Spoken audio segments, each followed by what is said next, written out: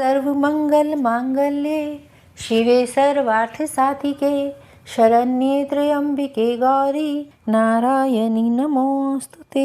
जय माता दी भक्तजनों, 22 मार्च 2023 यानी कि कल से चैत्र मास के पावन नवरात्रि शुरू हो रहे हैं। इसीलिए हमारे इस चैनल पर दुर्गा सप्तशती का अध्याय शुरू हो रहा है। आज से आप 9 दिनों तक प्रतिदिन श्रद्धा पूर्वक इन अध्यायों को सुनिएगा। दुर्गा सप्तशती, जिसे चारों वेदों की तरह एक अनादि ग्रंथ माना गया है, इसमें माँ दुर्गा के अद्भुत चरित्रों की गाथा कही गई है। ऐसा माना जाता है कि 9 दिनों तक श्रद्धा पूर्वक जो भी भक्तजन इस दुर्गा सप्तशती का पाठ करता है, उसका भीषण से भीषण संकट भी माँ दुर्गा दूर कर देती है। दुर्गा सप्तशती में कुल 13 अध्याय हैं, परंतु आजकल की इस व्यस्तता भरी जिंदगी में सभी के पास इतना समय नहीं है कि वह प्रतिदिन पूरी दुर्गा सप्तशती के अध्यायों को सुन या पढ़ सके। इसलिए नवरात्रि के 9 दिनों में इन अध्यायों को जिस क्रम से विभक्त किया गया है, उसी के अनुसार मैं रोज आपको ये अध्याय सुनाऊंगी। दुर्गा सप्तशती में सबसे पहले दुर्गा कवच, स्तोत्र और कीलक को पढ़ना या सुनना अनिवार्य माना गया है। ऐसा माना जाता है कि कवच, स्तोत्र और कीलक के बाद जब दुर्गा सप्तशती का अध्याय शुरू किया जाता है तो उसी से माँ दुर्गा प्रसन्न होती है। इसलिए आज की इस वीडियो में सबसे पहले आप सुनेंगे दुर्गा कवच, स्तोत्र और कीलक। तो सबसे पहले शुरू करते हैं दुर्गा कवच। ओम नमः चंडिकाय नमः। महर्षि मार्कंडेय जी बोले, हे पितामह, संसार में जो गुप्त हो और जो मनुष्यों की सब प्रकार से रक्षा करता हो और जो आपने किसी को आज तक ना बताया हो, वह कवच मुझे बताइए। श्री ब्रह्मा जी कहने लगे, अत्यंत गुप्त व सब प्राणियों की भलाई करने वाला यह कवच मुझसे सुनो। प्रथम शैलपुत्री, दूसरी ब्रह्मचारिणी, तीसरी चंद्रघंटा, चौथी कुष्मांडा, पांचवी स्कंद माता, छठी कात्यायनी, सातवीं कालरात्रि, आठवीं महागौरी और नवी सिद्धिदात्री। यह देवी की 9 मूर्तियां हैं और यह नव दुर्गा कहलाती हैं। आग में जलता हुआ, रण में शत्रु से घिरा हुआ, विषम संकट में फंसा हुआ मनुष्य यदि दुर्गा के नाम का स्मरण करे तो उसको कभी कोई हानि नहीं होती। रण में उसके लिए कोई आपत्ति नहीं होती और ना ही उसे किसी प्रकार का दुख या डर होता है। हे देवी, जिसने भी श्रद्धा पूर्वक तुम्हारा स्मरण किया है उसकी वृद्धि होती है और जो तुम्हारा चिंतन करते हैं उनकी तुम निसंदेह रक्षा करने वाली हो। चामुंडा प्रेत पर, वाराही भैंसे पर, रुद्री हाथी पर, वैष्णवी गरुड़ पर अपना आसन जमाती हैं। माहेश्वरी बैल पर, कुमारी मोर पर और हाथ में कमल लिए विष्णु प्रिया लक्ष्मी जी कमल के आसन पर विराजती हैं। बैल पर बैठी हुई ईश्वरी देवी ने श्वेत रूप धारण कर रखा है और सब प्रकार के आभूषणों से विभूषित ब्राह्मी देवी हंस पर बैठती हैं। इस प्रकार यह सब देवियां सब प्रकार के योगों से युक्त और अनेक प्रकार के रत्नों को धारण किए हुए हैं। भक्तों की रक्षा के लिए ये संपूर्ण देवियां रथ में बैठी तथा क्रोध में भरी हुई दिखाई देती हैं तथा चक्र, गदा, शक्ति, हल और मूसल, खेटक और तोमर, प्रशु, पास, भाला, त्रिशूल एवं उत्तम सारंग आदि शस्त्रों को दैत्यों के नाश के लिए और भक्तों की रक्षा करने के लिए और देवताओं के कल्याण के लिए धारण किए हैं। हे महारौद्रे, अत्यंत घोर, पराक्रम, महान बल और महान उत्साह वाली देवी, मैं तुमको नमस्कार करती हूँ। हे देवी, तुम्हारा दर्शन दुर्लभ है। आप शत्रुओं के भय को बढ़ाने वाले हैं। हे जगदम्बिके, मेरी रक्षा करो।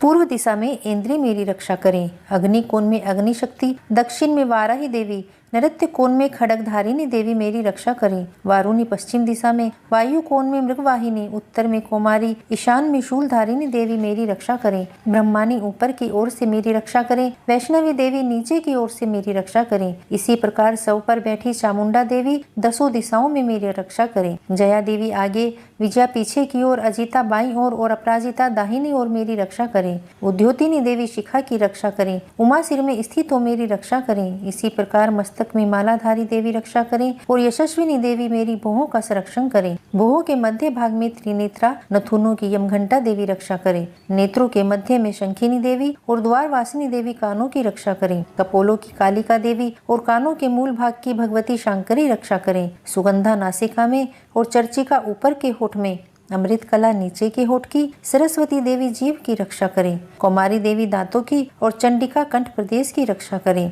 चित्र घंटा गले की घंटी की और महामाया तालु की रक्षा करें। कामाक्षी ठोड़ी की, सर्वमंगला वाणी की रक्षा करें। भद्रकाली गर्दन की और धनुर्धरी पीठ के मेरुदंड की रक्षा करें। कंठ के बाहरी भाग की नीलग्रीवा और कंठ की नली की नलकुबरी रक्षा करें। दोनों कंधों की खड़गिनी और वज्रधारिणी मेरी दोनों बाहों की रक्षा करें। दंडिनी दोनों हाथों की और अंबिका देवी समस्त उंगलियों की रक्षा करें। सुलेश्वरी देवी संपूर्ण नखों की, कुलेश्वरी देवी मेरी कुक्षी की रक्षा करें। महादेवी दोनों स्तनों की, शोक विनाशिनी मन की रक्षा करें। ललिता देवी हृदय की, शूलधारिणी उदर की रक्षा करें। कामिनी देवी नाभि की, गुहेश्वरी गुहे स्थान की, पूतना और कामिका लिंग की और महिषवाहिनी गुदा की रक्षा करें।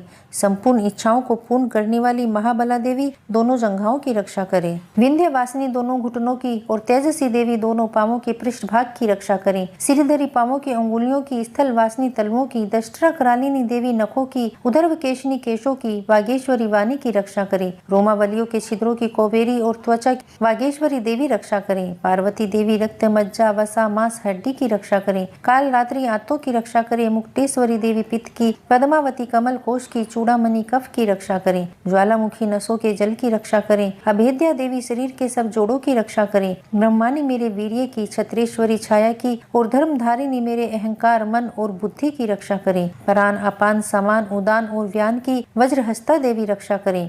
कल्याण शोभना मेरे प्राणों की रक्षा करें। रस, रूप, गंध, शब्द और स्पर्श इन विषयों का अनुभव करते समय योगिनी देवी मेरी रक्षा करें तथा मेरे सतगुण, रजोगुण और तमोगुण की रक्षा नारायणी देवी करें। आयु की रक्षा वाराही देवी करें। वैष्णवी धर्म की तथा चक्रिनी देवी मेरे यश, कीर्ति, लक्ष्मी, धन और विद्या की रक्षा करें। इंद्रानी मेरे शरीर की रक्षा करें। हे चंडिके, आप मेरे पशुओं की रक्षा करें। महालक्ष्मी मेरे पुत्रों की रक्षा करें और भैरवी मेरी पत्नी की रक्षा करें। मेरे पथ की सुपथा तथा मार्ग की क्षमाकारी देवी रक्षा करें। राजा के दरबार में महालक्ष्मी तथा सब ओर व्याप्त रहने वाली विजया देवी चारों ओर से मेरी रक्षा करें। जो स्थान रक्षा से रहित हो और कवच में रह गया हो, उसकी पापों का नाश करने वाली जयंती देवी रक्षा करें। अपना सुख चाहने वाले मनुष्य को कवच के बिना कहीं एक पग भी नहीं जाना चाहिए, क्योंकि कवच रखने वाला मनुष्य जहाँ जहाँ भी जाता है वहाँ वहाँ उसे अवश्य धन लाभ होता है और वह विजय प्राप्त करता है। वह जिस अभिष्ट वस्तु की इच्छा करता है वह उसको इस कवच के प्रभाव से अवश्य मिलती है और वह इसी संसार में महा ऐश्वर्य को प्राप्त होता है। कवचधारी मनुष्य निर्भय होता है, वह तीनों लोकों में माननीय होता है। देवी का यह कवच देवताओं के लिए भी कठिन है। जो नित्य प्रति नियम पूर्वक तीनों संध्याओं को श्रद्धा के साथ इसका पठन पाठन करता है, उसे देव शक्ति प्राप्त होती है। वह तीनों लोकों को जीत सकता है तथा अकाल मृत्यु से रहित होकर 100 वर्षों तक जीवित रहता है। उसके लूता, चर्म रोग, विस्फोटक आदि समस्त व्याधियां समूल नष्ट हो जाती हैं और स्थावर, जंगम तथा कृत्रिम दूर होकर उनका कोई असर नहीं होता तथा समस्त अभिचारक प्रयोग और उस तरह के जितने भी यंत्र, मंत्र, तंत्र इत्यादि होते हैं इस कवच के हृदय में धारण कर लेने पर नष्ट हो जाते हैं। इसके अतिरिक्त पृथ्वी पर विचरने वाले भूचर, नभचर, जलचर प्राणी, उपदेश मात्र से सिद्ध होने वाले निम्न कोटि के देवता, जन्म के साथ प्रकट होने वाले देवता, कुल देवता, कंठमाला, डाकिनी, शाकिनी, अंतरिक्ष में विचरने वाली अत्यंत बलवती भयानक डाकिनियां, ग्रह, भूत, यक्ष, गंधर्व, राक्षस, ब्रह्म राक्षस, वैताल, कुष्मांड और भैरव आदि अनिष्टकारक देवता भी उस मनुष्य को जिसने अपने हृदय में यह कवच धारण किया है देखते ही भाग जाते हैं। इस कवच के धारण करने से मान और तेज बढ़ता है। जो मनुष्य इस कवच का पाठ करके उसके पश्चात सप्तशती चंडी का पाठ करता है उसका यश जगत में विख्यात होता है और जब तक वन, पर्वत और कानन आदि इस भूमंडल पर स्थित है तब तक यहाँ पुत्र, पौत्र आदि संतान परंपरा बनी रहती है और फिर देहांत होने पर ऐसा मनुष्य परम पद को प्राप्त होता है जो देवताओं के लिए भी कठिन है और अंत में सुंदर रूप को धारण करके भगवान शंकर के साथ आनंद करता हुआ परम मोक्ष को प्राप्त होता है। बोलिए माँ जगदम्बे की जय। दुर्गा कवच का पाठ यहाँ समाप्त होता है। अब शुरू करते हैं अथ अर्गला स्तोत्र। मार्कंडेय जी कहते हैं, जयंती, मंगला, काली, भद्रकाली, कपालिनी, दुर्गा, क्षमा, शिवा, धात्री, स्वाहा और स्वधा इन नामों से प्रसिद्ध हे देवी तुम्हें मैं नमस्कार करता हूँ। हे देवी तुम्हारी जय हो। प्राणियों के संपूर्ण दुख हरने वाली तथा सब में व्याप्त रहने वाली हे देवी तुम्हारी जय हो। हे कालरात्रि तुम्हें नमस्कार है। मधु और कैटव दैत्य का वध करने वाली, ब्रह्मा को वरदान देने वाली हे देवी तुम्हें नमस्कार है। तुम मुझे रूप दो, जय दो, यश दो और मेरे काम, क्रोध आदि शत्रुओं को नष्ट करो। हे महिषासुर का नाश करने वाली तथा भक्तों को सुख देने वाली देवी तुम्हें नमस्कार है। तुम मुझे सुंदर स्वरूप दो, विजय दो और मेरे शत्रुओं को नष्ट करो। हे रक्त बीज का वध करने वाली, हे चंड मुंड का नाश करने वाली, तुम मुझे रूप दो, जय दो, यश दो और मेरे काम क्रोध आदि शत्रुओं को नष्ट करो। हे शुंभ निशुंभ और धूम्राक्ष राक्षस का मर्दन करने वाली देवी, मुझको स्वरूप दो, विजय दो, यश दो और मेरे शत्रुओं का नाश करो। हे पूजित युगल चरणों वाली देवी, हे संपूर्ण सौभाग्य प्रदान करने वाली देवी, तुम मुझे रूप दो, जय दो, यश दो और मेरे काम क्रोध आदि शत्रुओं को नष्ट करो। हे देवी, तुम्हारे रूप और चरित्र अमित हैं, तुम सब शत्रुओं का नाश करने वाली हो। मुझे रूप दो, जय दो, यश दो और मेरे काम क्रोध आदि शत्रुओं का नाश करो।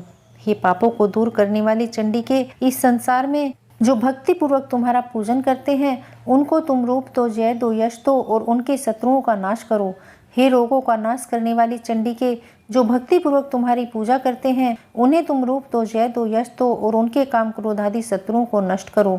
हे चंडिके, इस संसार में जो भी भक्ति से तुम्हारी पूजा करते हैं उन्हें तुम रूप दो, जय दो, यश दो और उनके शत्रुओं को नष्ट करो। हे देवी, मुझे सौभाग्य दो, आरोग्य दो, परम सुख दो और रूप दो, जय दो, यश दो और मेरे शत्रुओं को नष्ट करो।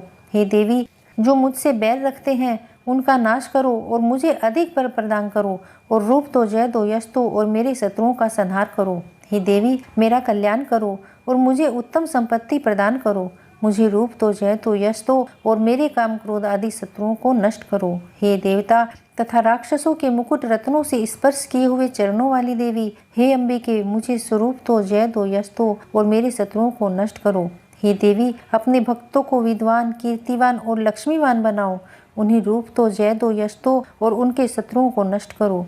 हे प्रचंड दैत्यों के अभिमान का नाश करने वाली चंडिके, मुझ शरणागत को रूप दो, जय दो, यश दो और मेरे शत्रुओं का नाश करो। हे चार भुजाओं वाली, हे ब्रह्मा द्वारा प्रशंसित परमेश्वरी, मुझे रूप दो, जय दो, यश दो और मेरे काम क्रोध आदि शत्रुओं को नष्ट करो। निरंतर भक्ति से भगवान विष्णु से सदा स्तुति की हुई हे अंबिके, मुझे रूप दो, जय दो, यश दो और मेरे शत्रुओं को नष्ट करो। हिमाचल कन्या पार्वती के भगवान शंकर से स्तुति की हुई हे परमेश्वरी, मुझे रूप दो, जय दो, यश दो और मेरे शत्रुओं को नष्ट करो। इंद्राणी के पति द्वारा सद्भाव से पूजित होने वाली हे परमेश्वरी, मुझे तुम रूप दो, जय दो, यश दो और मेरे काम क्रोध आदि शत्रुओं को नष्ट करो। हे प्रचंड भूदंड से दैत्यों के घमंड को नष्ट करने वाली, मुझे रूप दो, जय दो, यश दो और मेरे शत्रुओं का नाश करो। हे देवी, तुम अपने भक्तों को सदा असीम आनंद देती हो। मुझे रूप दो, जय दो, यश दो और मेरे काम क्रोध आदि शत्रुओं को नष्ट करो। हे देवी, मेरी इच्छा अनुसार चलने वाली सुंदर स्त्री मुझे प्रदान करो, जो संसार सागर से तारने वाली तथा उत्तम कुल में उत्पन्न हुई हो। जो मनुष्य पहले इस स्तोत्र का पाठ करता है और फिर सप्तशती रूपी महास्तोत्र का पाठ करता है, वह सप्तशती संख्या के समान श्रेष्ठ फल को प्राप्त होता है और उसके साथ ही उसे प्रचुर धन भी प्राप्त होता है। बोलिए भगवती माँ जगदम्बे की जय। अर्गला स्तोत्र समाप्त हुआ। अब शुरू करते हैं अथ कीलक स्तोत्र। महर्षि श्री मार्कंडेय जी बोले, निर्मल ज्ञान रूपी शरीर धारण करने वाले, देवत्रयी रूप दिव्य तीन नेत्र वाले, जो कल्याण प्राप्ति के हेतु हैं तथा अपने मस्तक पर अर्धचंद्र धारण करने वाले हैं, उन भगवान शंकर को मैं नमस्कार करता हूँ। जो मनुष्य इन कीलक मंत्रों को जानता है वही पुरुष कल्याण को प्राप्त करता है। जो अन्य मंत्रों को न जपकर केवल सप्तशती स्तोत्र से ही देवी की स्तुति करता है, उसको इससे ही देवी की सिद्धि हो जाती है। उन्हें अपने कार्य की सिद्धि के लिए दूसरे की साधना करने की आवश्यकता नहीं रहती। बिना जप के ही उनके उच्चाटन आदि सब कार्य सिद्ध हो जाते हैं।